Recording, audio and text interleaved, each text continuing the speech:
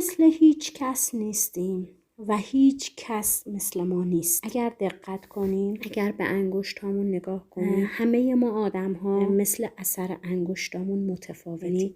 ما هیچ اثر انگشتی رو نداریم که با دست دیگری مثل هم دیگه باشه. اثر انگشتای ما امضای وجودی ماه. پس وقتی ما مثل همدیگه نیستیم، نمیتونیم مثل همدیگه زندگی کنیم، نمیتونیم مثل همدیگه بخوریم، نمیتونیم مثل همدیگه فکر کنیم. ما باید سعی کنیم که بهترین ورژن از خودمون باشیم. سعی کنیم با دیروزمون متفاوت باشیم. سعی کنیم هر روز بهتر از دیروز خودمون باشیم. اگر سعی کردیم بهترین خودمون رو زندگی کنیم و به بهترین خودمون تبدیل بشیم و پذیرفتیم که تمام زندگیمون خودمون هستیم و مسئولیتش با خودمون هست، وقتی که ما برای اون اتفاقی که به دنیا اومدیم و برای اون رسالتی که هر کدوم ما مثل اثر انگشتمون متفاوت هست و اومدیم که این رسالت رو تموم کنیم، درهاش برامون باز میشه و اون انقلابی که باید در ما اتفاق بیفته که تا در درون ما اتفاق نیفته، در دنیای بیرونمون اتفاق نمیفته، میتونیم خیلی قشنگ هم خودمون ازش بهره ببریم و هر کسی که